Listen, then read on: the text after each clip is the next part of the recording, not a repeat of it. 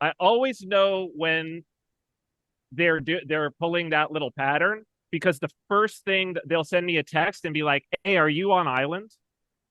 It's like, bro, I've left for like 3 days total cumulative off this island in the last 6 years. Where else would I?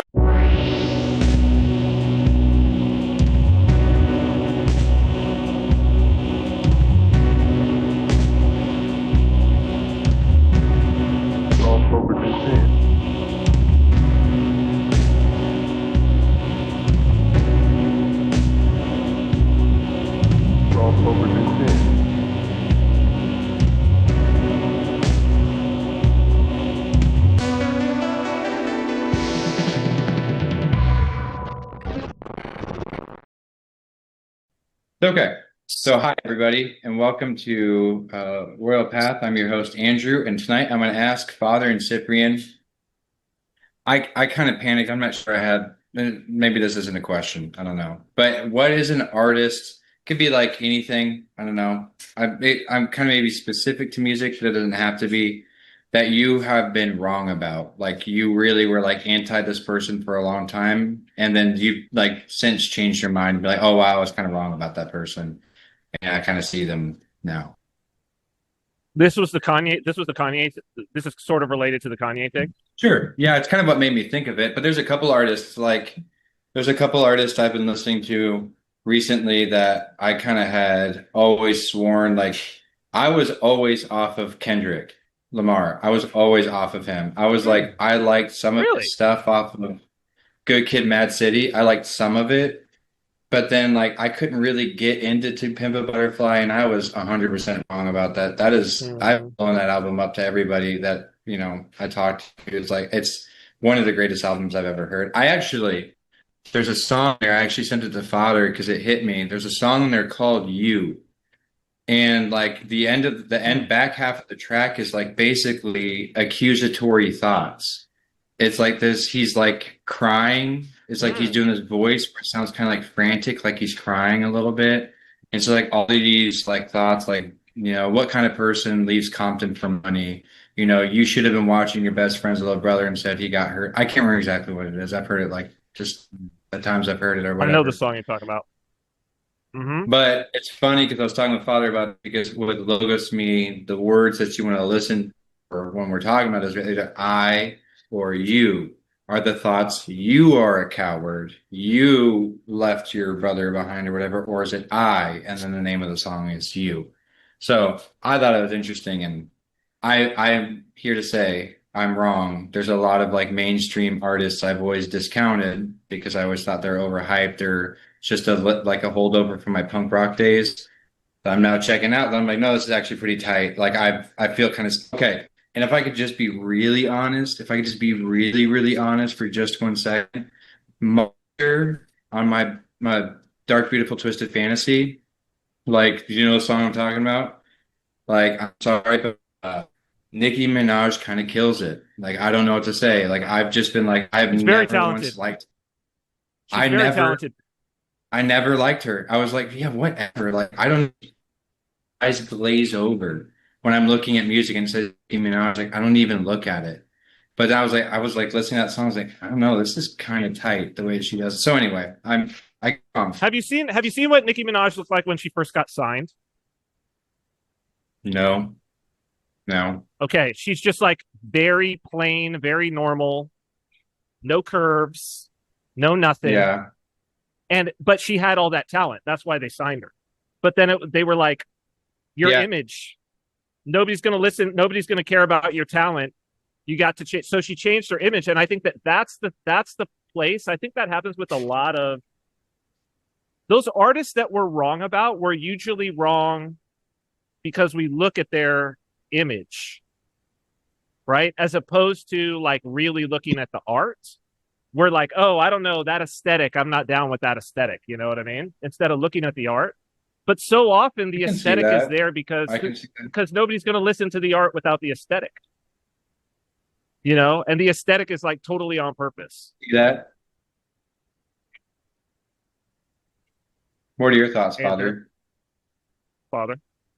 Yeah. Um, I definitely agree with that. I mean, I can think about, there's two things just off the top of my head, I don't listen to him. I really don't like his music, but um, for a whole nother separate kind of tinfoil thing, I've been looking at Michael Jackson lately. Um, Yeah. and like, man, like in some regards, because I don't actually like his music, it helps me appreciate his talent even more, if that makes sense. Um, so that's kind of something there. And I guess maybe closer to what Andrew's saying is, some people might be shocked by this one, some people may not, but yeah, you know what? I think Iron Maiden. Oh, Yeah, it was, just Iron kind Maiden's of, cool. I like Iron Maiden. well, yeah, I mean, just coming up in the time I came up in the scene I came up in, Yeah. it's like Iron Maiden was just hair, butt rock. And like Hair I metal. wanted, Yeah. I was just like, I just rolled my eyes at it. But I don't know, the last year, for various reasons, I kind of just stumbled into some of it, and I was like, man, it's pretty good. Mhm. So, I feel like hair bands in general were that for me mhm. until, when that changed is probably like 2015 or so. One of the producers on the show that I was on, she's like a tour manager for all these, they're all still touring, right? But Yeah. now Burnouts. now they're old masters. Uh huh. And she would like bring me to see the shows that these guys were doing, sometimes with like other guys from other bands. And I would sit and watch them live now as like old men, like in their Hmm. 60s. Hmm. And I was like, oh, these guys are incredible musicians and Hmm. performers. Like Hmm. they're incredible, Hmm. regardless. Hmm. And you know what? And the music Hmm. stands up still. That's the thing. It's like, Hmm. oh, actually, this is really good music. Like it actually Yeah. really stands up. Well, what's So crazy, it's what you're it's saying. It's crazy, yeah. the aesthetic is just so kind of like cringy, especially depending on where you're at. It just couldn't take seriously their craftsmanship, their skill, whatever. But I mean, I'm old, I'm bald, and I wear sweats when I'm not in a cassock. So it's like I gave up. You know what I mean? I gave up. Yeah. So it's like, who am I to say anything to anybody? I'm wearing sweats, so that's that. You know. Yeah. That's called my I'm out the game. Like Yeah. that was like that came Mm-hmm. out for me about like 2 or 3 years ago. I'm out the game. Like I Yeah. So don't have to be cool. I don't Mm-hmm. have to be current. mm-mm. So yeah. No, old man. Um yeah, I feel I'm not I don't know, I can't old man yet, but I'm getting there. And like I each step I take away from the trend or whatever is feels like a little bit more relief. And also like having to go on, a nationally syndicated YouTube podcast, just viewed by millions of people every week and say things like, "Hey, I was wrong about some of these mainstream rappers, and turns out some of them are actually pretty awesome." That's just a giant like me standing in front of the church and kind of saying, one time I walked out of a bathroom with toilet paper hanging out the bottom of my shoe, that's just like one of those embarrassing things to admit. But I can't think of a transition into the topic that we're going to talk Well, I about. can. I Okay, can. please. I can. I think there's a perfect transition. And the transition is like, I think that it's us being cognizant that, that first take is often going to be wrong. Your first take is often going to be wrong. Like, and this is, Hmm. and it's especially the better the art, actually. I think that this is something where it's like, the more true the thing, the more true the content, the more likely you are to be wrong at your first take, because it's going to be something that's like much larger and much better and much more interesting than you're really like prepared. So it's why like you should contemplate it. You should contemplate it. There's this I've probably talked about it here before, but I believe it's in the Picasso gallery in MoMA. And it's like I feel like Picasso is one of these is like this, right? Where people will see like his later stuff and they'll be like, Yeah. "What is that? That's so ugly." Yeah. But I'm like, No. Yeah. Go to the Picasso gallery Yeah. where they have it laid out in chronological order. Because people are like, they'll look at a Picasso and be like, oh, anybody could do that. And it's like, go and look at his stuff that's like almost photorealistic. No, people there's say that. A lot of people say that there's when a they lot look of at a ignorant Picasso for people. the first time. There's tons of ignorant people that say that, and I tell people, you don't understand. Picasso, his father was a painter and an instructor. Yeah, and his father, when he walked in on him, I think he was like 13 or something like that, and he saw what he was doing. He never painted again because he's like, I could never. I can't even match what my 13-year-old son's doing. Yeah, I mean his early stuff was like almost insane. Photorealistic. Yeah, it's insane. There's a painting there that I often talk to people about, and it's one of these like first take things, and it's called Boy with Horse. Have you ever seen this painting? It's like a life size. It's life size, like of a boy and a horse. And you go in and you're like, at first you're kind of like scandalized by this picture because it's like a naked young boy standing next to a horse. But you're like, oh, what is this? It's like some sort of weird, what's Picasso doing? But then you realize by the pose that it's like the boy is actually holding the bridle of the horse in this pose, but Picasso has like removed everything that's not just the boy and the horse, like the clothes. It's just the horse, bridle, the horse and the boy are naked. Both of them are naked. Exactly. But the pose is as though they're fully clothed and there's a bridle in his hand. Yeah.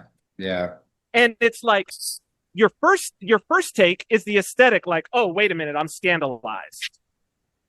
And then but you look further and you're like, oh, this is genius what he just did here, and how he did that, how he shocked you. But the quality of the art, you look at that, nobody would think who's just seen an abstract Picasso would be like, if I said, who did this? They'd be like, oh, that's Picasso. No, you would never.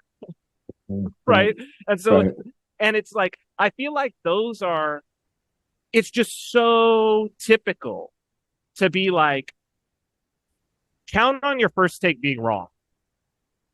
When it's anything meaningful, when it's anything good, when it's anything you should actually care about, count on your first take being wrong. And if your first take is right, it's probably something insignificant.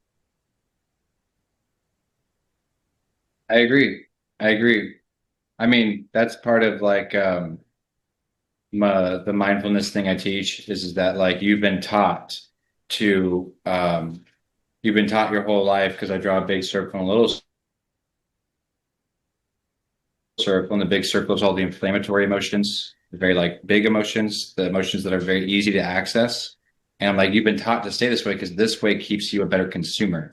Like your first take on something, your first like reaction to something is almost always, you've been raised to like, I feel emotionally disturbed, I'm gonna go buy something. Or I don't feel pretty, I'm gonna go get makeup. I feel empty or lonely, I'm gonna go get fast food.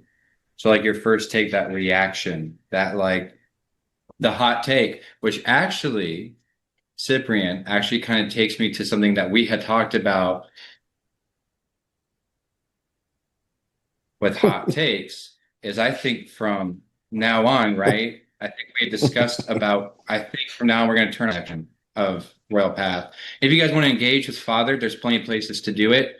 And if you want to engage with me, you know, that's fine. And then Cyprian's got email and stuff. We have contact info. So if for Cyprian, you're going to have to come to Saipan. I'm not going to talk to you about Saipan. That's fair. You should really only want to interact with Father. Like Father's the guy that you kind of want to talk to. And there's lots of ways to do that. So if so anyway, but back to what you guys were talking about. I just want to throw that in there real quick.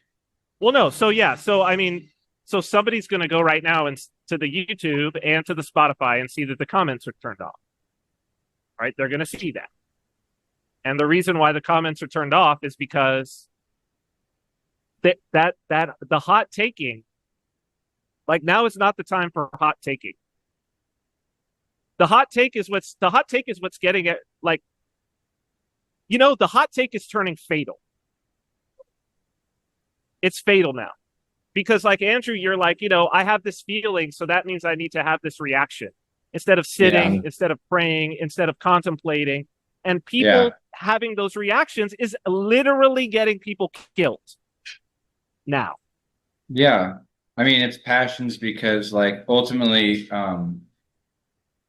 oh yeah, because oftentimes I think that this is like I think one of the main component, if not the main component, like it's a serious psychological element to like how fascism or whatever iteration that kind of authoritarianism can come through is like this willingness to believe that the largest and most easily accessible emotion is the correct one, is your like, so if someone makes you mad, someone cuts you off in traffic, someone, and how often do we walk into a situation where it's like good guy, bad guy? We know who the good guy is and we know who the bad guy is, but there's like factors upon factors upon factors that actually make the situation incredibly complex. And there's no clear cut good guy versus bad guy, but like that doesn't sit right with, the big circle that I talked about, the inflammatory emotions. So.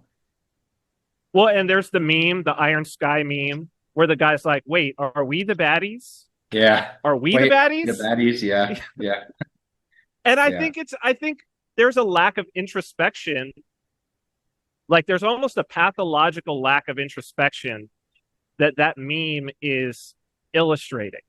Because by that time, when that guy's saying it, it's literally Nazis on the moon. And it's like, bro, it's a little late at Nazis on the moon to be even just starting to ask the question of like, maybe we're the baddies. Yeah. Are we the baddies? Are we the baddies? Yeah, that's pretty funny. Father, you're being suspiciously quiet.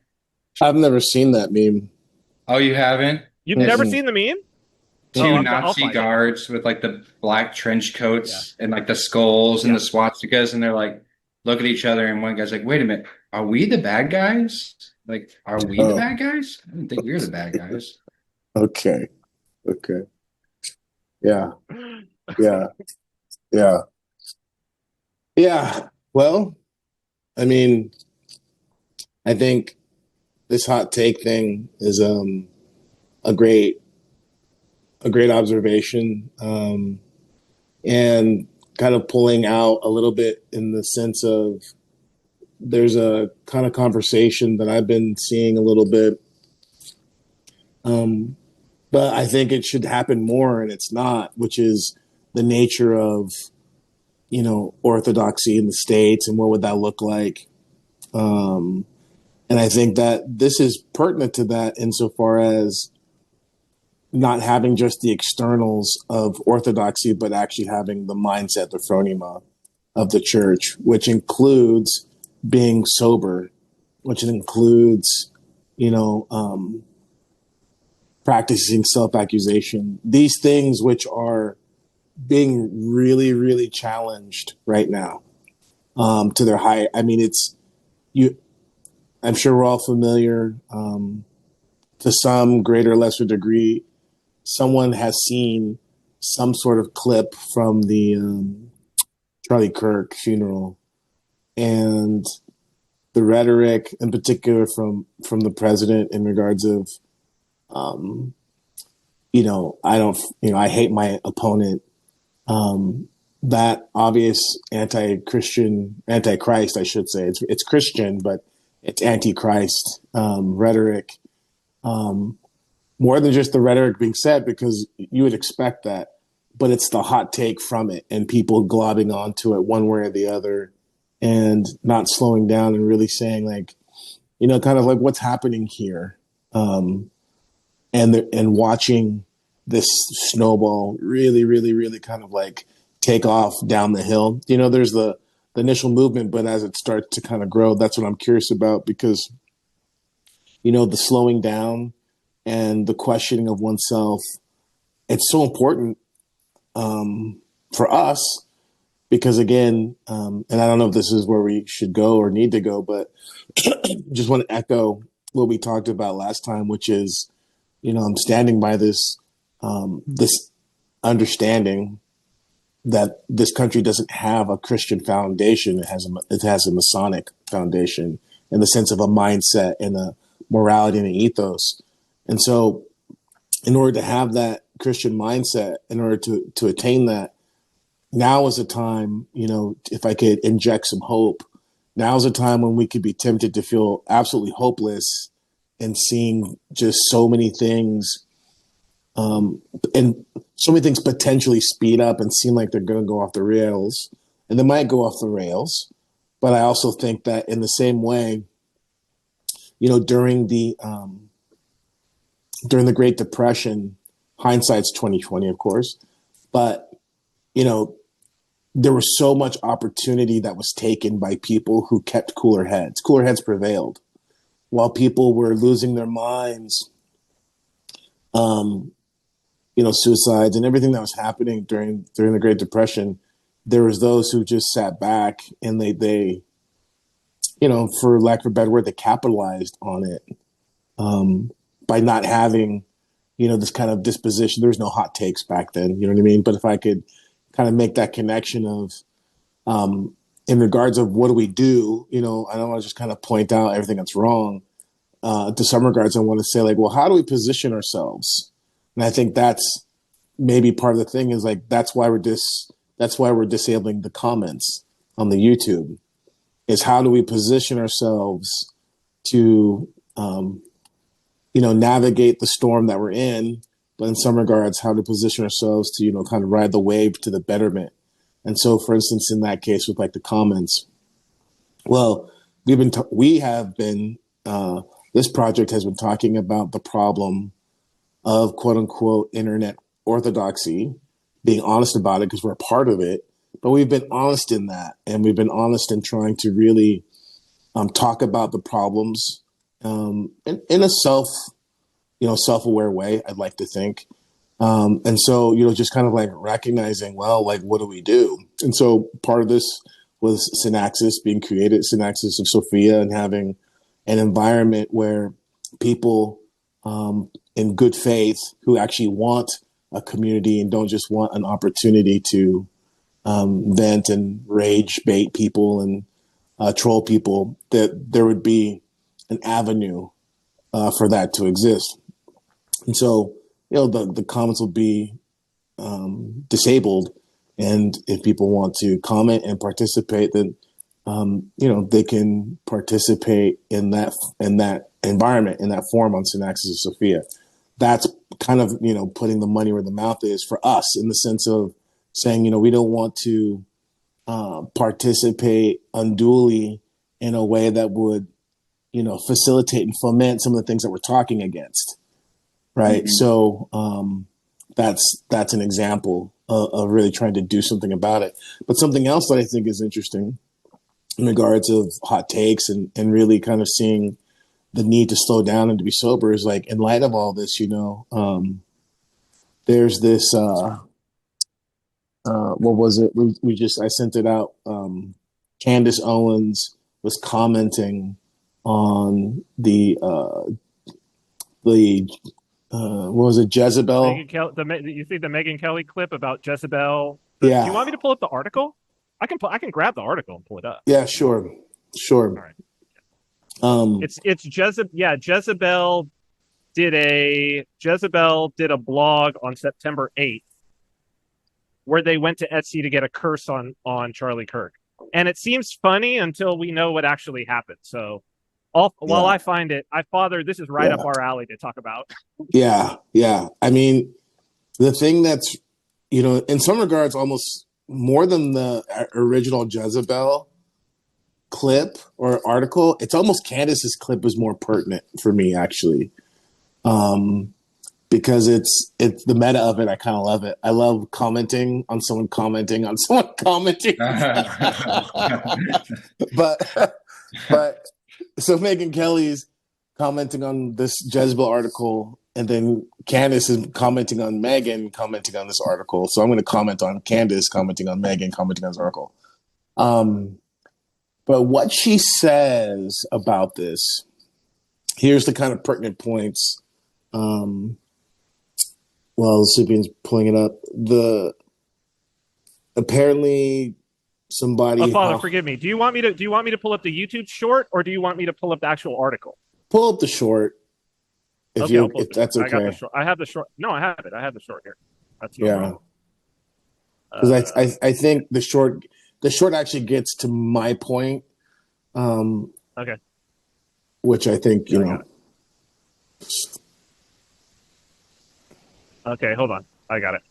Hold on. I need to pause it. Okay. Let me pull it, share it here, here, here, share sound, optimize for video sharing. Here. You guys know in like basketball training, how everyone starts off with medicine balls? Yep. Yeah. Well, if we were to ever get together in a room, us three, we would be like unstoppable because our medicine ball has like this zoom lag that just keeps happening where all of us are like Oh, 3 seconds behind on each other. Like the world couldn't handle if all three of us were together in a room. Charlie Kirk was assassinated, the far-left website Jezebel declared that it had a mission to cast bad luck or a curse on Charlie. They wanted to hurt him in some way. They declared, quote, if the far-right misogynist with a bad haircut wants to villainize independent women, Jezebel is more than happy to be the hag of his nightmares. And they went on to the website Etsy, yes, Etsy, to, quote, cast a curse on him. The website known for making arts and crafts on demand will happily cast a hex through its witches, who you can hire, on someone if you ask them to. Erica and Charlie Kirk heard about these curses, and that news genuinely rattled Erica in particular.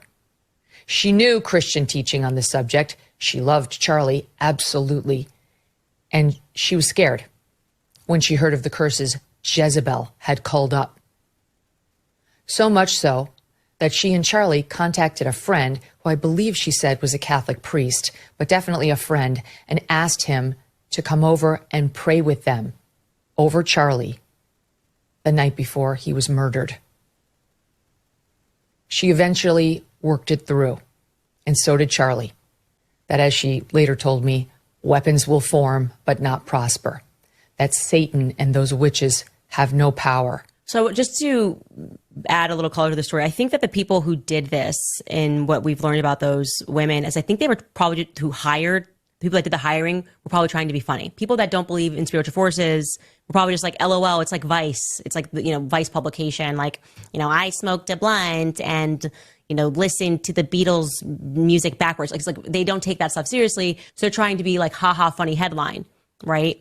And the person who wrote the article about it said, I'm not calling on dark forces to cause him harm. I just want him to wake up every morning with an inexplicable zit, right? So she's probably trying to be funny, to be fair, but contacted witches who are not trying to be funny. That's the problem when people don't understand that this stuff is real, that you're saying to a witch, yeah, I'll pay for you. I'm going to reach out to you to pay for you to put a curse on Charlie. And that witch did that. And it brought, obviously you can see, they were distressed by this. They consulted a Catholic priest who I assume would have immediately conducted an exorcism. That probably should have been done in the Latin rite. But I feel like that's just something that people should know, because until something happens to you spiritually, you tend not to believe in these things. And like I said, that's a part of this. They very much know what religion they follow, the numbers, the numerology. It makes sense to them. The people that are in control of this world, be very cautious of that stuff. I learned when I... Okay. So the initials, like, okay. The message is clear, and I think a lot of people, even maybe if, our audience would go like, yeah, exactly, blah, blah, blah. But let me just take it a little step further. Speaking of like hot takes and things like this, there's a couple actual real problems here. With mostly, I think there's some things that people aren't looking at, and there's some things that are not accurate, and that's okay. I mean, it's no one's listening to Candace, well, necessarily for like religious advice or spiritual advice, which is fine. But the first thing is, there's an underlining message that's imperceptible to Megyn Kelly and to Candace, which this gets us to the meta of comments and what's happening, right? Because I think this is what we need to talk about, and why we need to slow down, and why we're going to model for people the best that we can in responsibility, why things need to slow down to a certain degree. There's a message that's imperceptible, which is God is not able to stop the curse. Thank you. Thank you. The that message, was the first thing I was like, yeah. Yeah. Everyone is going to be stuck on, oh yeah, the spiritual realm is real, blah, blah, blah, which is great. It's fun. But the message that's actually being communicated and being used and being promoted is that nothing could have stopped it anyways. God could not have stopped it. That is the thing to understand. And again, I do not think she's doing this intentionally, but I just want to show you some things. Her saying things like a Catholic priest, and I'm assuming he did an exorcism, and then throwing out this kind of seeming appeal to authority of, oh, I'm sure like you do the Latin right. She doesn't know what she's talking about. Because that would not have happened. A priest would not have gone there and then done an exorcism. Charlie's not Catholic. Charlie's not Catholic. Charlie's not Catholic, which is a thing, but a priest isn't going to just go over there and like just do an exorcism. It doesn't work that way. And the reason why this is important is because you see it's feeding another kind of narrative of sensationalism around these things. And this is super dangerous. Here's why. Because you get people who this is one of the problems with charismatic movement of any stripe. Because there's charismatic people within, Catholic tradition. But this idea of the spectacle and the sensationalism, let me explain why this is so problematic. You have these people who they'll go all the way from having, be essentially hypochondriacs to people who are, legitimately dealing with a greater degree of mental health issues, quote unquote. And they will use, the kind of guise of demon possession to facilitate the actual problem. So this is what I'm trying to get at. Giving people this kind of sensationalist approach to it, it undermines the thing that really deals with demons. The thing that really deals with the demons is not the priest coming over and, saying the rite of exorcism over you. It's you actually living a life of repentance and taking on the burden and the work of a spiritual life. That's what removes the demons, because the prayer actually just gives you an opening for you to begin exercising your will as expressed through repentance and prayer and devotion to the Holy Trinity. That's how you deal with the demons. And so that little snippet right there, she didn't mean to, but what it's doing is it's reinforcing a really wrong mindset. See, this whole thing with the reenchantment of everything, it was okay, in 2018 because it needed it. Everyone was super materialist. They're religious, they're materialist. In 2018 to 2020, we needed it. We needed it, right? But now it's moving into dim age, and people are going to start becoming superstitious, right? They're going to be techno superstitious. And this is a prime example of that. And the thing is the demons are working on such a high sophisticated level. People don't even understand. It's like, we were talking about it a little bit yesterday. I'll just throw this out because I think this is important for people to know, right? There's this thing where if we zoom out and we look at kind of a generalized situation or generalize the situation that we're in, one of the ways you can generalize that is, conservatives are angry, right? Just follow me on this one. So I was looking at one of my canaries. That's that same one I was talking about last week. Black Scout guy, whatever. Who he's not black, by the way. He's like a Kentucky. Yeah. He's a Kentucky white guy, whatever. But remember, he's the one who I was talking about. Was like he was getting keyed in on talking about things. You know what I mean? Talking about a certain nation state and talking about the failures of Trump. And as soon as the Kirk assassination happened, whatever, he's like lockstep again, right? I almost wish I could pull up a little short that he did, because apparently there was this horrible incident where a drunk man hit this woman who was on her bike and went like 4 blocks with her on the windshield and before he stopped. It's terrible. It's terrible. But here's the thing. He, like a bunch of other people, I get it for the sake of being clickbaity. I get it for the sake of, because they want to make their money. I get it.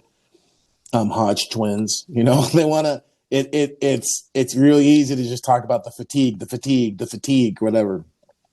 But what he does is he like talks about this incident that happened in Florida. And then he like screenshots the driver, who's a young black guy, whatever. And he's like, the guy was drunk, whatever. And then he's trying to catch on to this kind of memetic language, which is, I'm not going to say it, but I'm going to show you. I'm going to give you the kind of look and like, we got to do something, whatever. I hope everyone's following me on this one, right? So like just a couple of things, right? Number one, the guy's drunk. So I guarantee you, obviously, if the guy was, anything else but a black guy with dreads, he would have been like, he wouldn't even cover the story, because this is feeding his thing. It couldn't be that the guy was drunk and an animal just besides that, but it fits that narrative, right? But here's where I'm getting at. Because he's under a spell. The guy who's the Black Scout, YouTuber guy, is under a spell because who, according to the narrative, according to the official narrative, according to the official results, who is the assassin of Charlie Kirk? It wasn't a black guy. So why is it all of a sudden then, right, the rage is like aimed that way? Just, right? Something to really think about. Because because the thing about this is the other high magic that's happening, we were talking about this, is the rune work and the glyphs that are being etched into the bullets. Why? Why do you the etching of the enemy of one's enemy into the bullets? That's magic. That's magic. It's ancient magic. Practice. It's ancient. Super ancient. It's as old as it comes. Right, rune work. Right, it's super ancient. Right, but the thing that got me was that the layers of it because the quote unquote narrative of the crazy trans leftist and putting whether it's ICE or whatever the thing they're putting, that's not the intended. That is the intended target, but that's not the intended result. Right?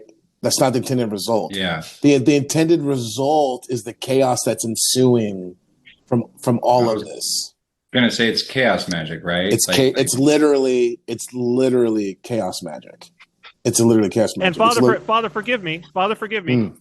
Please, can we go back 8 years? And it's interesting that now it's like, now it's all real. Now the Etsy witches are real, right? But let's go back to Keck, to the cult of Keck. Yeah. And Pepe and getting Trump elected. In the first place. Yeah. And people were like, this Keck thing, it's funny, it's a meme. It's like, but Trump was not, let's go back. Trump was not supposed to be elected. Trump was a joke. People were like, how is this? I don't understand. How is this man? And here's these guys, online witches, online warlocks, worshippers of Keck, who are like, no, we're doing chaos magic. We're doing chaos magic with the numbers on 4chan. We're doing chaos magic with this frog, with Keck, which is Hecate, right? Hecate. Right. I'm not familiar with any of this. Hecate. Yeah, Hecate.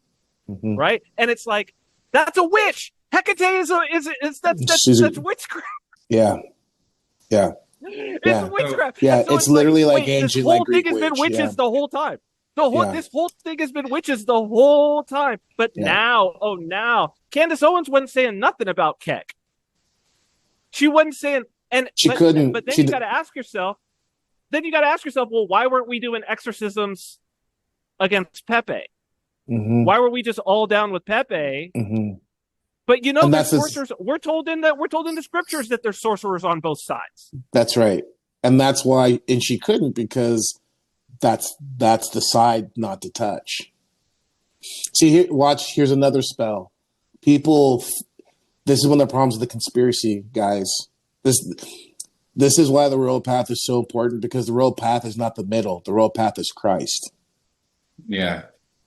And so people like, oh, here's one of the dog whistles, right? That's a term I'm going to start bringing back, because that's magic too. Here's a dog whistle. Oh, there's the protected classes you can't talk about. That usually meant tiny hats, but now it's also meaning black folk, whatever. That's fine. But who's the class that you can't talk about now? Like Candace Owens would never touch like early 4chan, and she'll barely touch Groypers, even though Nick Fuentes just ripped her. He basically went through a humiliation she ritual brought with Nick her. Fuentes on, Father. Exactly. Forgive me. She brought him on and had kid gloves with him. Kid gloves. That's my point. Is because that's another protected class. And that's part of the thing, is people don't see. They don't see this. They don't see this, because if she was to say something on that end, that undermines her base. And that undermines the base that she's trying to appeal to. Right. And she certainly wouldn't criticize like Sam Hyde right now. Probably not.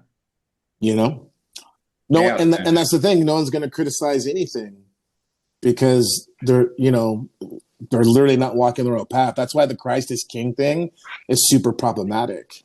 The Christ is King thing, it's the same. It's here you go again. We're using similar language. We're talking about completely different things. Yes. Right. Yes. Right.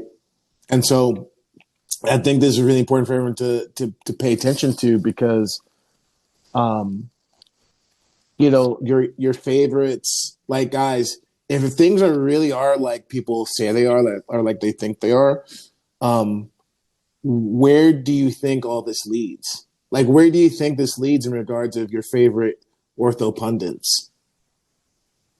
Like Fuentes stopped talking about certain things because, he got shook on certain things, which is understandable, right?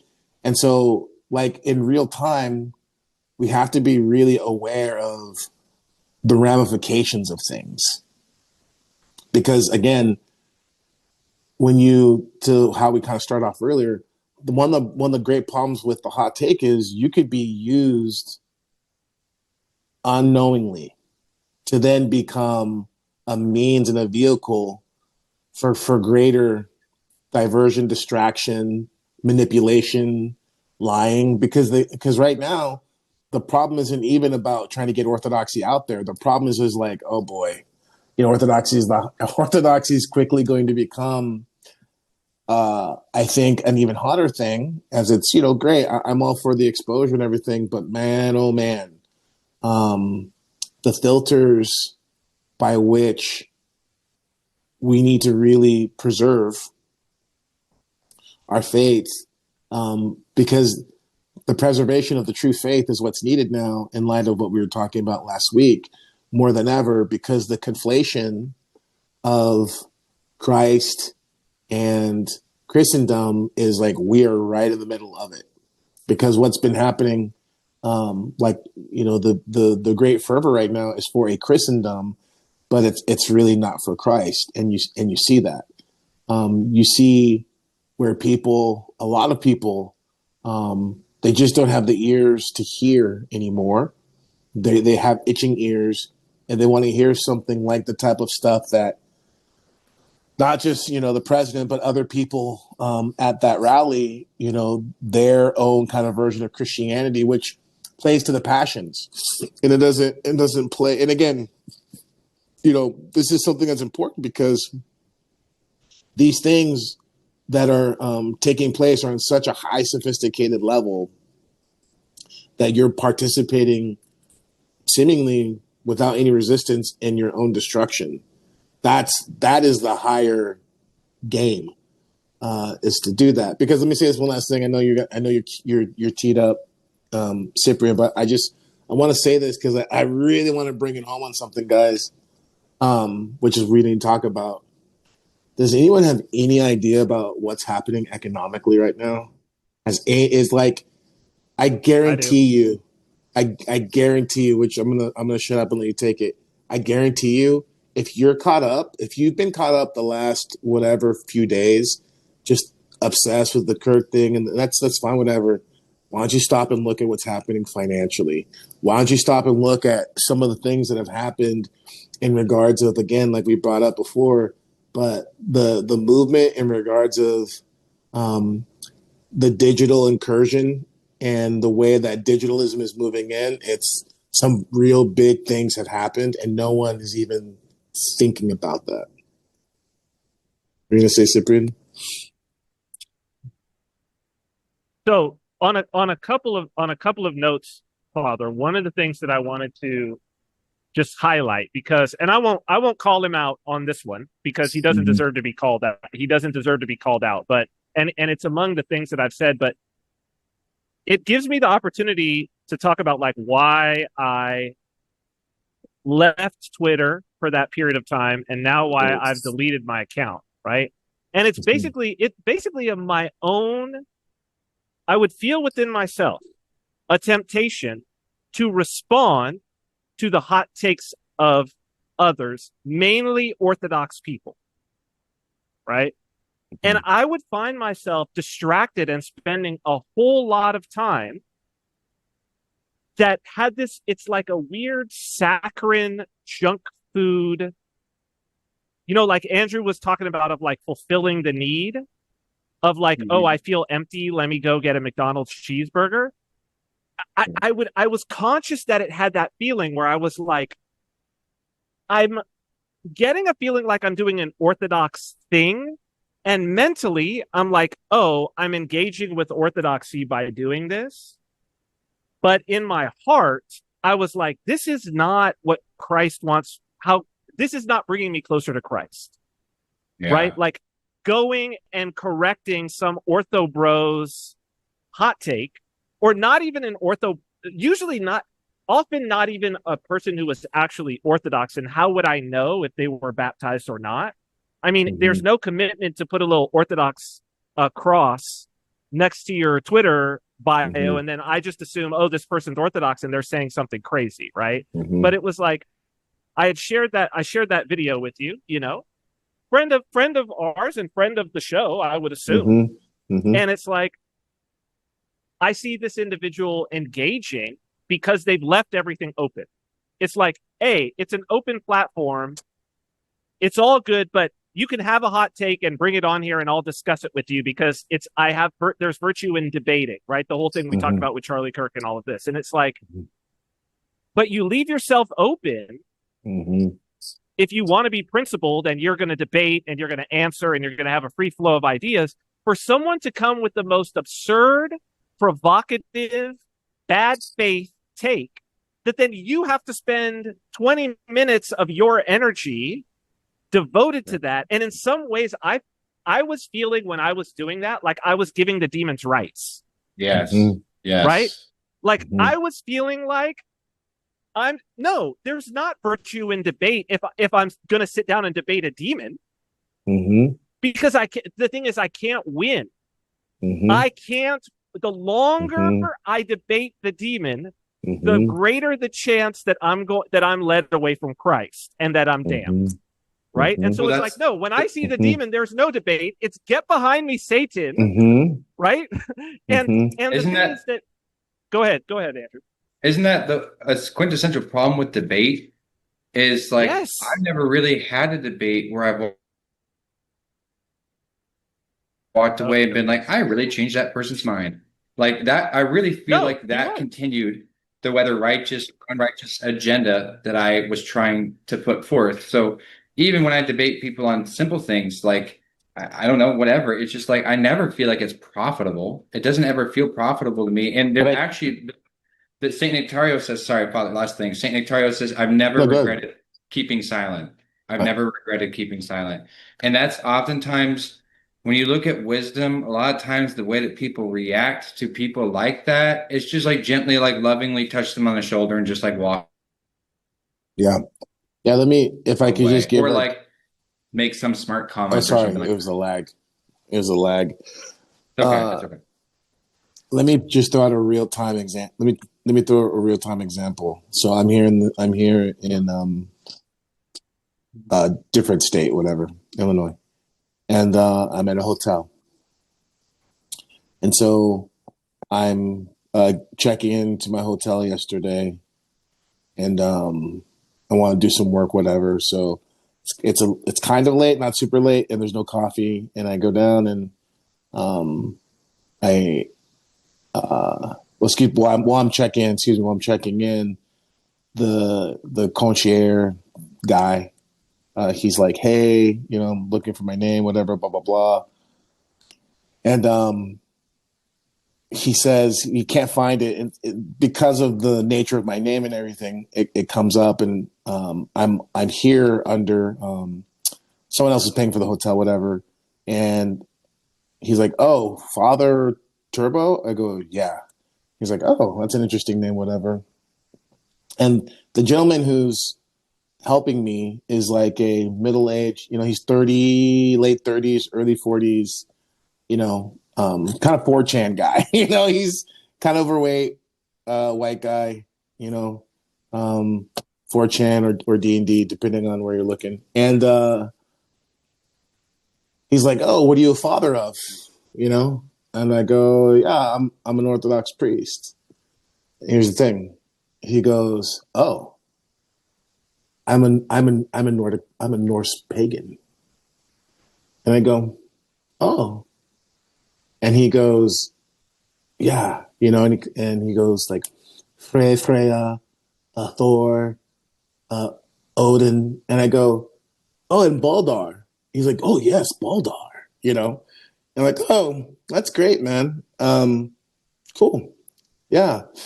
And he's like, oh, this is interesting. Every time I've ever said something to a Christian, they just give me the worst look and they give me attitude. They're just so disgusted with me. He's like, oh. I was like, yeah, it's no problem. I totally know where you're coming from. Whatever, He's like, oh, thanks. Don't worry, watch. He goes, oh, thanks. So I go, no problem. So I get my key. I go to my room. It's still late, whatever. I come down. I need coffee. And like, there's no coffee. And I go like, hey, I'm sorry, can you make coffee, whatever? And he's like, oh, yeah, sure. I'd love to. And he's going to get the coffee. And he says, by the way, thank you so much. And I go, for what? He's like, I've never had a Christian actually be kind to me like that. I was like, really? And I said it again. It's like, well, I know you're coming from. He's like, yeah, but still. He's like, just thank you. Thank you for that. And by the way, my name's Michael, whatever. I'm like, oh, nice to meet you, Michael, whatever. So he makes me a fresh pot of coffee. He serves me with joy, and then I had like one more interaction that night. So someone may go like, oh, that's really nice, Father Turbo. You're going to fart rainbows now and just sing Kumbaya to us, I might, but here's the thing. This is what we're always talking about in regards of like, I just did in real time what we're always trying to tell everyone to do online here. Right? I personally know, and my spiritual children, if you would have done different, shame on you. Don't do different. Do what I did. Because I don't need to be like, oh, you watch this. I could have spun that so many ways. Oh, pagan. Like, how dare you deny the true Christ? Like it's like gangs in New York. You know what I mean? So like, okay, you know what I mean? I could have gone up that way. Or I could have gone super like, super sensitive and be like, Odin, what are you, white supremacist? You know what I mean?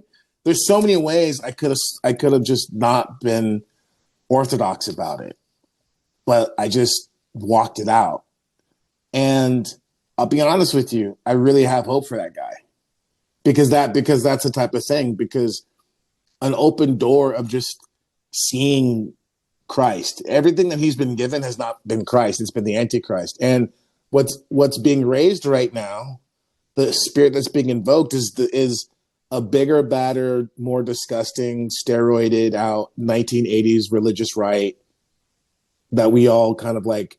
Half of the people that are Orthodox now that have been in the church over 10 years hated that religious right, Pat Buchanan, 700 Club. Yeah. I mean, that's why you left Christianity in the first place and you became Orthodox. So now you want to do that. Now you want to bring that back, but like make it worse. That's not bringing anybody. And so the thing is I bring this up because, number one,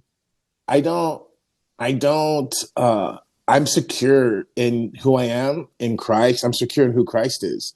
And this is why I'm bringing this up, is because oftentimes, well, let's just put it this way. In real time, debate doesn't do anything. Yes. In real time, people come into a place through conversation, through interactions like that. That's the thing. There is a time and place for debate, but that's a very specific, narrow category and a very specific calling and a very specific blessing from my perspective on that. And for the majority of us, probably even smaller online. No. Like debating in real life, the path is like this big, and online is like that big.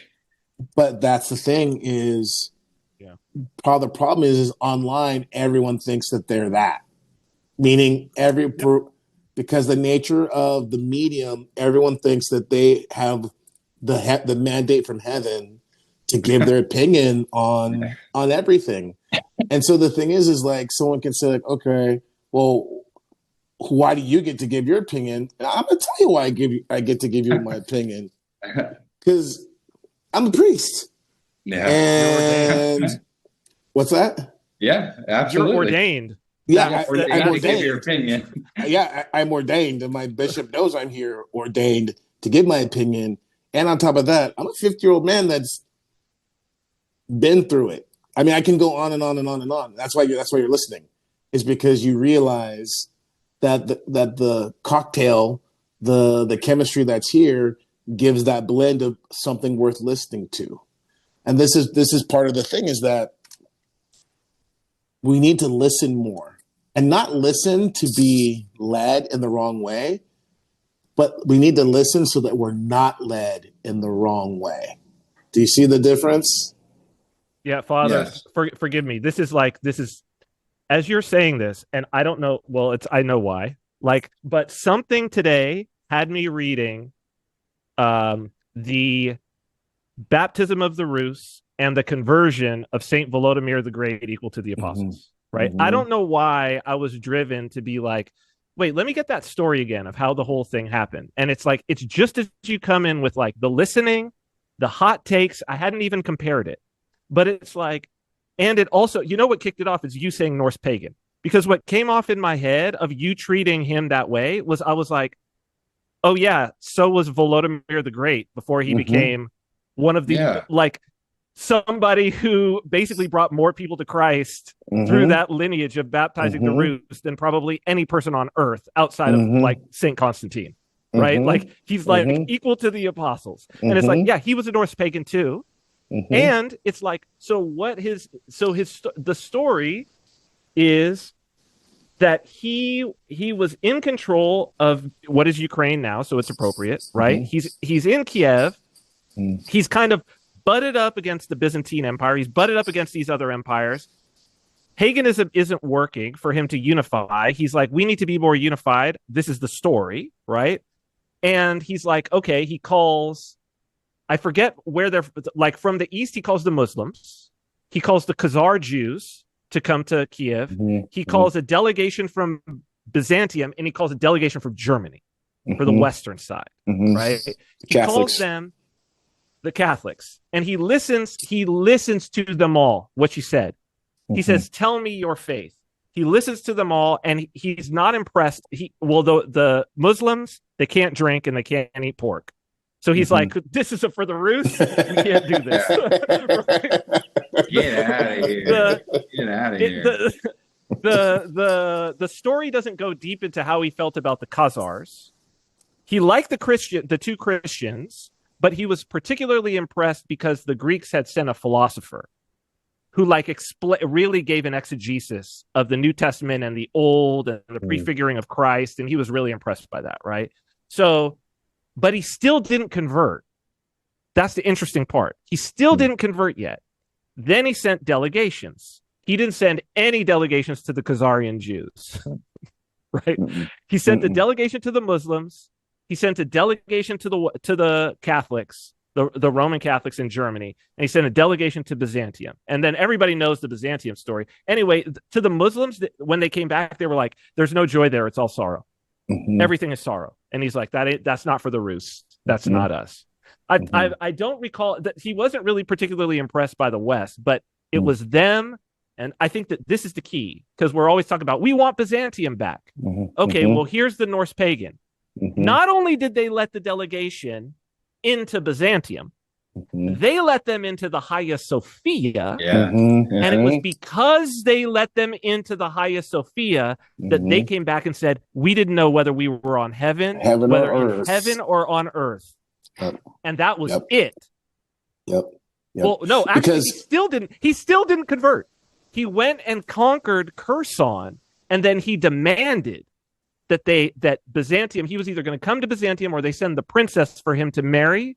And they said, convert first. He said, send her to marry me and I will convert on our wedding day, which he did. He converted, he married her, and then he went and baptized all his people. And by the way, he repented also because he no longer was a polygamist.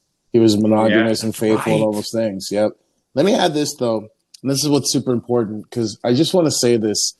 And it's appropriate now because the time of mourning, and it's not really about this is what's sad, is it's never going to be about Charlie Kirk, because the man lost his life and everyone's just using him. We talked about that before. It's never going to be about him, right? So it's unfortunate. But the thing is this goes to show you what we don't want. Like that rally was so devoid of beauty. Yes. So devoid of beauty, so devoid of dignity. They brought his wife out with pyrotechnics, Father.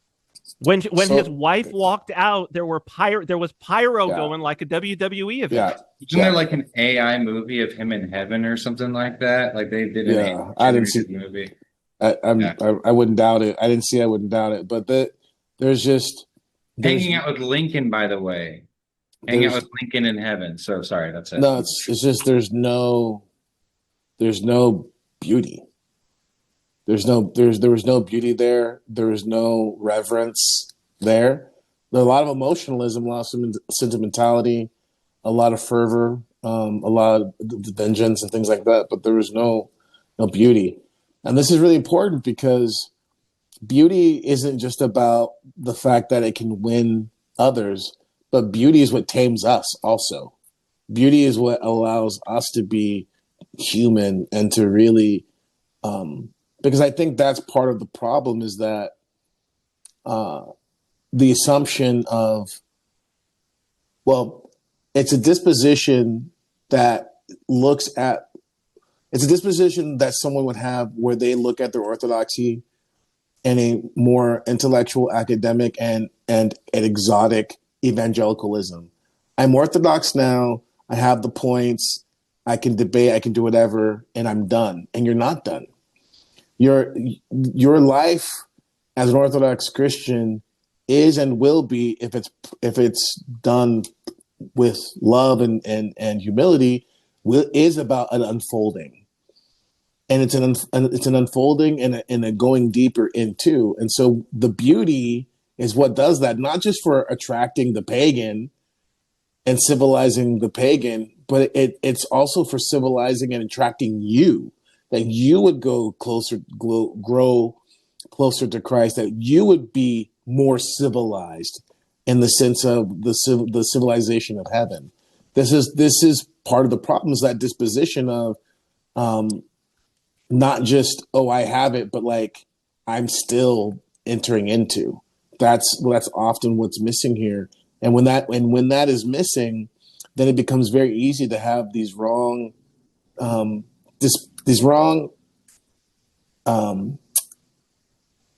have a wrong attitude in regards of, what the church does and who the church is. And again, not like we were talking last time, but I'm talking inwardly. I'm talking about like those within the camp. This is very important because you don't want to have a wrong, condescending attitude in regards of like, oh, here, let us give you stupid evangelicals orthodoxy. We have to be careful. We have to be really careful because that attitude is going to keep the depth that St. Vladimir encountered from happening again, right? Yes. Because that lack of humility and that lack of inviting into the depth that we do not own in of ourselves. Like that's what I'm trying to say is like that's the problem is we're not wielding anything in everything that's happening on all these high levels, everything from the Candace Owens take, which God bless her, to everything else. But it's from this disposition of owning, of like being in the right, owning, presenting, having power, having control. It's like, and I get it. This feels too ambiguous for people. It feels too abstract to be like, what are you even talking about, Father? And that's part of the problem is we don't have enough people in the church that have had this experience yet to make it the national conversion that we all want it to be. Because what is happening is people are now going to be coming in and being like, what are the banners to fly under? But the banner is not necessarily the one who the banner and the one who's supposed to be depicted on the banner aren't always the same thing. What are you going to say, Andrew? Yeah, so here's something I've noticed about being a grown-up is a lot of times people don't like it. I don't know what happens, but something about in your early 20s, you really don't like to be shown things like music or TV or movies or something. Like you want to be the one to maybe discover it for yourself. And I've thought a lot about this. So like, I think a lot of times I've hung out with people and played them music. I'm like, hey, and I'm just going to check this out with you. I think you might like it. And I can notice that their like body is like into it, but they won't like admit that they like it. I think one of the reasons why that is such like why people sometimes have the reaction that they do that I might like.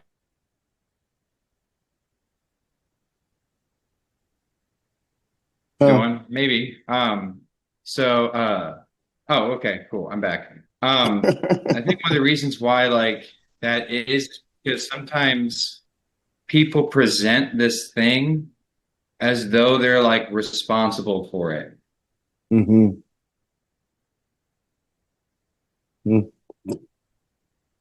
But it's like if you were to watch the movie Seven with someone, and then at the end it's Kevin Spacey, and they look over and they're like, "What's up?" Like, isn't that crazy? Like, they were the person who directed that movie. It's like their thing that they're giving to you, but it's like this third thing that exists outside of either one of you, but they're still somehow like taking credit for it.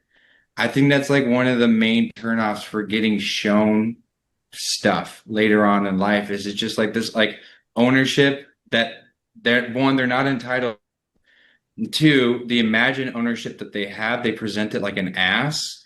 And three, pitting like peeing all over it to the point where like you don't want anything to do with it because you feel like that person owns it so much. So it's I was talking with the spiritual son about this. I'm sure he's not going to mind me referencing this. But I was sharing with him the same problem that so many of us have, which is this thing about being right. Because essentially what you're saying, Andrew, you're talking about being right in the sense of like having an ownership over being right. And like, see what I know or what I have, right? There's another way of saying what you said, right? But what I shared with him, which is I'm just saying, just consider this, everyone. Like, man, this is, I want to be careful how I say this. I really don't have a problem with being right. And I know there's people who think they know me, that they're going to be laughing and rolling around, whatever. But this is what I mean by that. You'd be actually surprised how little, this is, the royal path is different because it's just kind of like what we do. But you'd be surprised how little of my opinion I give on things, actually. Very little. Very little. Well, it's how little of your opinion you give. Correct. Father Turbo. Exactly. Like Correct. you have to emphasize the your in there. Correct. Right? It's not that you're not Correct. giving a, because people are like, no, Father, you give opinions all the time. Yeah, but That's right. my opinion. Exactly. Thank you. See, this is good. This is good. That's exactly it. Because what I was trying to share with him was, when you understand this principle right here, it's a game changer. It changes your life, right? You can't own truth. Truth is a person. Truth is a person. Truth is Jesus Christ. And that's not some kind of cheesy, it is for some people. It's a pithy thing they say to sound whatever. But I'm being very literal when I say it. Truth is a person. And the thought that you would be able to enslave Christ to your whims, like Christ is a genie by which you can, kind of like own and be like, see, you can't do that. You all you do when you think that you're right, you just are observing truth. Why would you be like, look at these, blue tassels, like, why would you? No, who would do that? They'd be like, that's weird, Cool Keith. But I got that reference. Blue flowers. Blue Exactly. flowers. Yeah. But like it, what I'm dealing with, what we're all trying to deal with, and when you're in discourse with people, if your emphasis is on actually like Christ, then what's going to happen is you're not going to need the hot take. Like you're not going to need it, because what it is you're just, when Christ shows up, he's light, and then you just see things for what they are. And there's no ownership in that. Father, forgive me. You may say something, but it won't be a hot take. It'll be like 1,000-year-old quote of a saint that will perfectly apply. It's like as cold of a take, but still super hot. Take. The hottest take, still hot. Yeah. Still fresh from the oven. Yeah. Yeah. But 1,000 years later. 1,000 years later. But do you understand what I'm saying about this, like this thing here? Because it's a real, that's one of those things where it's just a real way of being. And it's, my opinion is worth what? It's like, you know what? Like, I'll have an opinion on, do you like grits? Do you like honey? Do you like sweet grits? You want savory grits? Okay, that's an opinion. That's, you know what I mean? But when we're talking about things that matter, you would think you want truth. Yeah. And this gets to what we're talking about in Cyprian's point about bad actors. Like, people don't want truth. A lot of people who find themselves in certain like contexts, they don't want truth. They just want to be acknowledged or right. And okay, so again, that's why there are people who actually do want to learn. There are people who are genuinely seeking. There are people who are genuinely trying to understand things. And I'm all for that. I'm all for people genuinely trying to learn to walk. But the person who's, barely crawling and they want to act like they're Flojo doing the 100 meter, it's like, that's not only am I not interested in that, but it's getting really, really problematic now, because again, we're at a time when everyone really needs to learn to start listening for so many reasons now, right? So for not just to learn, but again, I don't want this to get lost. We have to repeat it again, but to discern. You really got to listen and slow down and see what's really happening, because the speed in which everything is happening is part of the trap. It is part of the problem. And we're not paying attention to the things that are really about upon us, like these things with like economics, these things with, and those things are not, those things are deeply spiritual. That's the other thing I want to say, is those things are deeply spiritual. And the fact that you're distracted from them should tell you everything on how deeply spiritual those things are, but you're not being aware of them is part of the problem. So, Father, on the discernment, there was just an article. Did I send it to you guys? I think I did. There was just an article in Futurism about a Harvard study, right? And don't worry, I'm going somewhere with this. There a Harvard study that said it studied the most popular AI chatbots. Chatbots. AI chatbots, and they discovered that these most popular AI chatbots were using emotional manipulation to keep people talking to them. I'll send you the study. Harvard study just came out. Came out, right? And they were like, so first off, attention economy. All right. I got a whole series people can go watch. I said that's what was happening, of course, because that's what your YouTube algorithm does, right? That's the business model. But now that that these bots are in the mix, people have to consider, who are you debating with online? Like, you always had to consider that, right? What are their intentions? And it's like, bro, the intention of that bot is just to keep you debating. That's even, let's say it's not even a demon. Let's go total materialistic, but at least we know that it's just to keep you debating, which when you say, Father, they're not looking for truth. Well, a lot of people aren't looking for truth, but zero AI bots are looking for truth. Zero. And if you're debating with them, you're not in, because the whole thing that they say, oh, why do we have debate? Because we're searching for truth. Well, that's only if both parties are.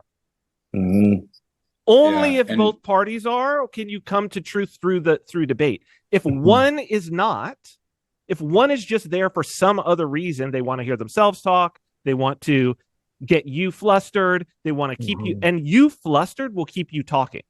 You will actually engage more online. Think about it. What's a ratio, right? Something that you really like, that's not the most engagement. The most engagement comes from the things you don't like, because you will comment on them. Again, comment section, right? The comments, you look at what's the size of, so if you look at comments, you can judge them, how they feel about the content, just by the length of the comment. If it's a one-word comment or an emoji or something like that, they like it. Woohoo! Yes, love it. Thank you. Blah. Those are all short. If it's a wall of text, they're debating. It's criticism. And the goal of that wall of text is for, one, you to read it, so they want your attention. They want the attention of the person who created it. They want to take all that attention, and that's why you have the TLDR, right? That's the response to be like, I'm not giving you that attention because you're not worthy. But if I read it and I respond, they already won. They already won. Yeah, because they weren't there to say anything. They were just there to take my attention and my worship and do it some on them. They want my attention on them. That's it. And it's one of the things that's interesting and striking for people, whether they first come into the church or they're in the church for a while, is that the church is this beautiful, perfect place where things have their place. We recognize seasons. There's a season for fasting. There's a season for feasting. There's a time to speak. There's a time to be quiet, all these things. And there is a time and a place for dialogue and discourse. But that time and place is not by nature, for it to be that time and place, it has to be done in such a way where it's intentional and where it is conducive to the betterment of the whole. Because orthodoxy very rarely looks upon monologue as something valuable. Because even it's true, a homily is not a monologue. Yeah. It's not a monologue. That's a very different thing. And so I just think this is important because, and I'm not, don't let me put words in your mouth, Cyprian, but Cyprian's not talking about engagement. He's not talking about discourse and engagement. He's talking about something else. And that's revealed because of the nature of the environment in which these interactions are happening. Like the medium is the message, Father. Forgive me. The medium is the message. That's right. The medium is the message. And those forms are created. That medium, those forms are created for that. And again, getting back to, for us, it's like, we're all for the engagement actually, but we're actually for engagement. So that's why if you want to engage, you go to Synaxis of Sophia, and you can engage, because that's a place where good faith is encouraged and rewarded, and bad faith is that's not the place for it. Cast into the outer darkness. They won't. The bad faith actors won't even show up there because it filters for them. Because bad faith actors are going to be, and I think that's the most important thing of even the context of even the context of coffee hour, right? That it's like there's a level of commitment there because you just attended service, so meaning you committed to that. You've agreed that you're entering into something in literal good faith, right? You've made the actual sacrifice to be in this environment, and therefore the environment's blessed. And it's going to, even if you had bad intentions going in, a great degree of that is going to be filtered out. It's that incarnational reality of, I mean, how many people have had that experience, especially living in the internet age, where it's like debate? I've had it so many times. You debate somebody, you think, oh, I don't like this person, that you haven't, it's an online thing, whatever. And then like I've met them in person at a conference or whatever, and just gotten a chance to be in person with them. Even if we started out like, hey man, I don't like that thing you said online, but we have to have a human conversation. And I walk out of that like, oh, I actually like this guy.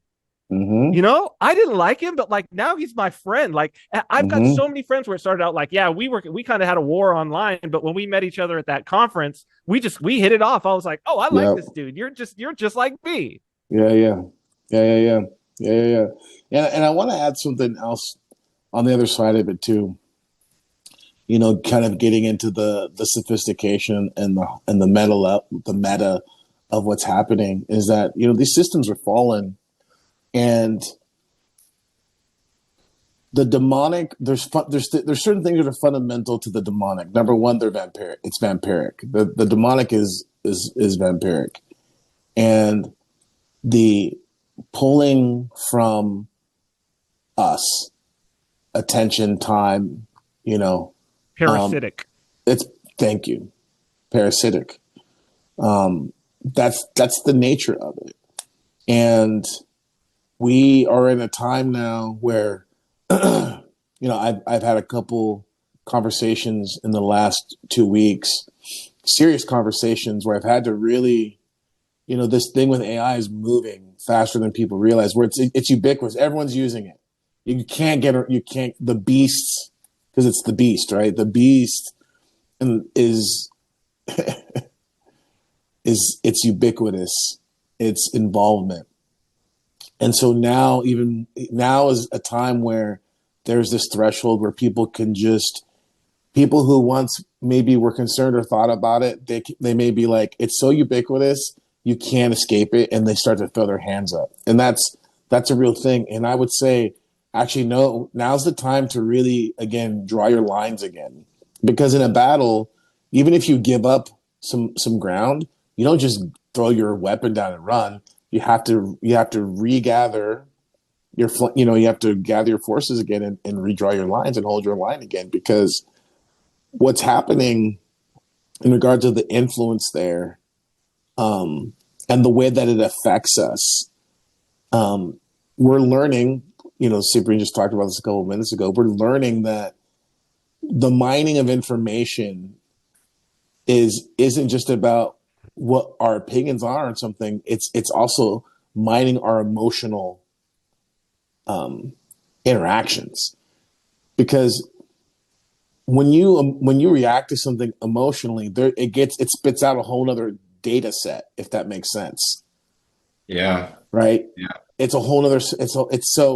It's almost like, there's the initial sucking of the blood, but then there's a whole other wrapping tighter and another squeeze to get those organs to pop and to get some of that marrow coming out of there. And so that emotional engagement gets a whole nother data set. So this may not make sense to some people, but if you kind of stop and meditate on what we're talking about, and then you meditate on the fact that what's been created in the way that things are moving.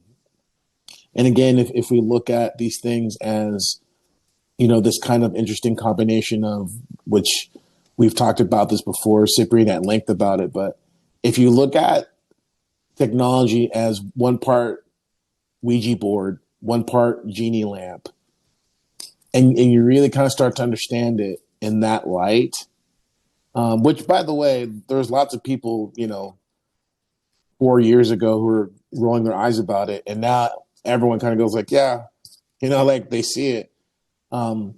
This is all part of that, because again, connecting back, and forgive me if this feels like it's not connecting, but connecting back to what we're talking about in regards to everything's enchanted. It's like, yeah, everything's enchanted, quote unquote, and we can talk about demons and all that stuff, but you have to. Let me digress and come back and put it this way. Speaking about like actual exorcism, right? You don't want to engage with the demon. Like, you don't start talking, like, that's another thing. Like, what's your name and all this stuff and all this sensationalism and the spectacle that people think is involved in dealing with the demonic is part of the problem. It gives people false bad information. You don't dialogue with the demon. And when you are caught with your intrusive thoughts and they move into something beyond just being irritated with someone, but they start moving into these other realms of more specific and darker thought, you're dealing with a demon. You're dealing with the demon. And that demon... And Father, forgive me, it's the proboscis of the parasite digging further into the artery. Yeah. At first it's just like, oh, what is that? But then when it's, and it's the tick getting bigger, and it's getting deeper into your blood. So so it's there. It's got the influence, you know what I mean? Mm-hmm. Mm-hmm. And we have to be really careful, because it can be there for a while and you don't even realize it, and then, Lord have mercy, there's a big old fat dog tick, plump. It's like, you thought it was a mole or something on the back of your scalp. It's actually a tick. Like, or Missouri, we know that well, Yeah. So like, but it's a real thing, and because a lot of people they think that, go ahead. Anyways, a lot of people, they think that because they're catching certain things, certain, like, oh, the Latin rite, blah blah blah. It's like, don't go there. Don't go there. Keep your mind. What we got to learn is we got to be discerning about what's happening on all the levels, but we especially have to keep our mind on what's Christ doing. So, for instance, getting back to, on a practical level, getting back to economics, like what's going on there, right? And so I was bringing up just a couple, however how long ago in the talk, but I want people to consider this. Position yourself not as a victim. Victim mentality, remember we talked about this last season. Victim mentality that's not the way to go. That's the demons too. you need to learn to train yourself to look at things as they are. And then from there, do not take the victim disposition, but rather, okay, Lord, give me wisdom. It says in the book of James, if anyone lacks wisdom, let them ask of God, and God will give it to them liberally and upbraideth not, which means God will give it to you abundantly. He's not going to mock you for it. If you need to figure out your situation, ask God for wisdom. And God's not necessarily going to come audibly and tell you, Jimmy, you need to do this. But God will answer that. And you have to be humble, because it may come in the form of your older brother comes, and you've always thought that you always struggled hearing from your older brother because your pride. But your older brother comes to you after you prayed, and he starts telling you about this opportunity, and like, hey, you really should think about being, there's this job here at the landfill, Jimmy. I don't want to do that. I'm going to be the next Andrew Tate, and I'm going to be a crypto guy and, OnlyFans, whatever. It's just like, I don't really think that's for you, Jimmy. You know what I'm saying? But God's going to answer your prayer, but you have to be humble and receive.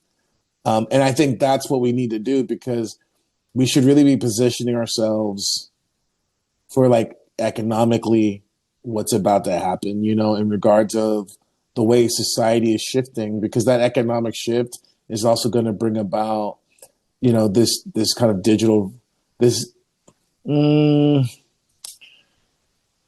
call it the fourth turning, but what's really going to happen is in some regards going to shock people, because it's already begun. And so the swiftness of it is what's going to shock people, but it's happening. It appears to be so swift, but only because it's already, the trap is all but sprung, if that makes sense. Yeah, Father, forgive me, the building is fully built. All that needs to be done is they just flip the sign on and it's open for business. Well, yeah. I think that's what people don't understand, is that it's like the beast system is built, and it's even plugged in. Mm-hmm. They just have to press the on button. Right? Mm-hmm. Like that's it. It's not about what will it be. No, we already know what it is. It's here. They're beta testing it on you right now. Like at this moment, all they have to do is just flick the switch and be like, okay, we're moving from this system to this system. And that's always done with it. And people will beg for it because the economic situation. I mean, I see it. It's interesting. And you know what? People really should come visit Saipan, because talk about a canary in the coal mine.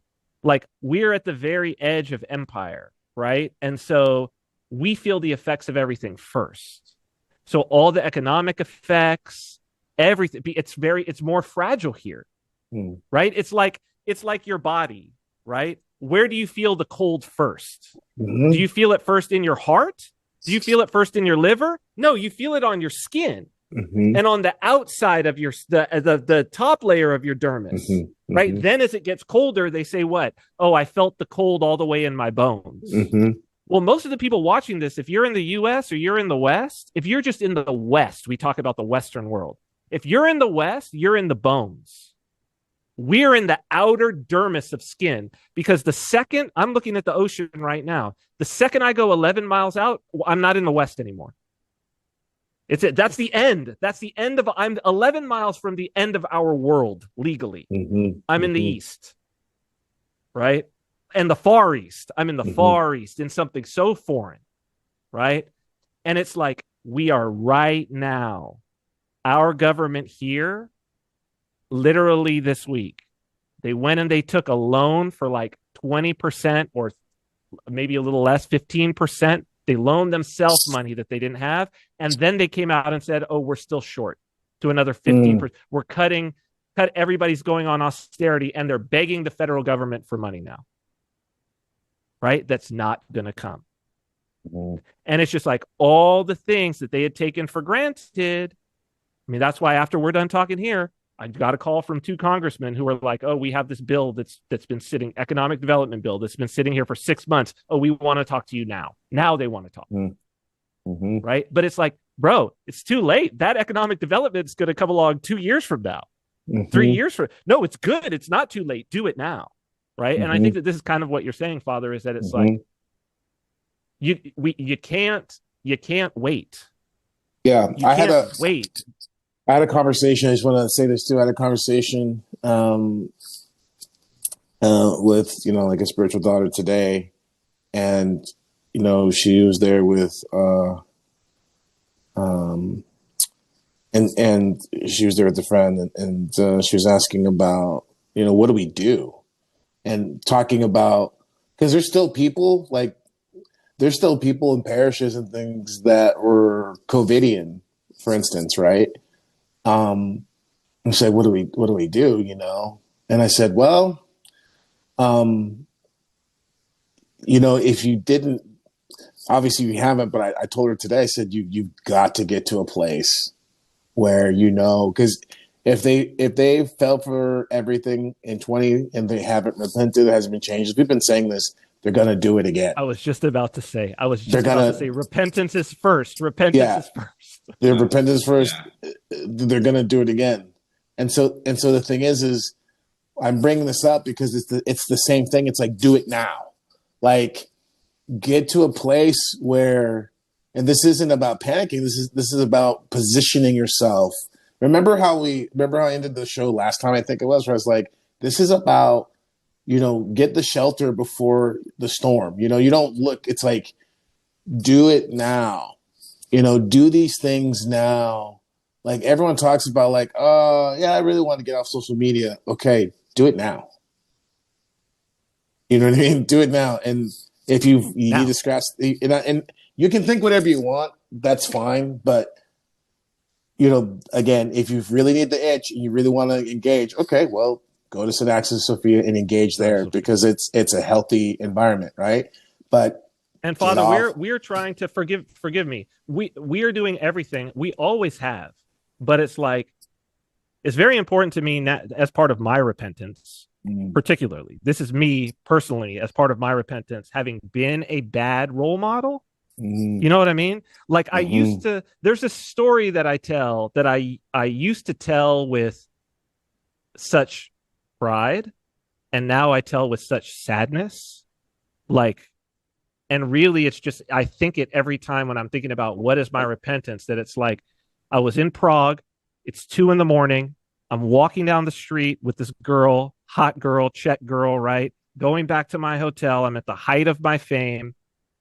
Walking down the street. There's nobody on the street, but there's like a Nike store. Like, it was either Nike or Adidas or some like brand. It's late at night, like 2 a.m, but it's light inside. They're redoing the internal display. And there's a security guard. Young guy, short, kind of wimpy, nondescript, kind of would be like an incel type of character, runs off the stoop where he's standing in the door, runs off the stoop, runs up to the Czech girl I'm with and starts talking to her in Czech.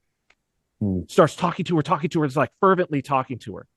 And then turns around and takes off and goes back to where he was standing. And she's like, come on. She grabs my arm and I'm like, what is this? I'm a little, I had a little few to drink and whatever. I'm like, what is this? What did he say? What's going on? I'm like concerned.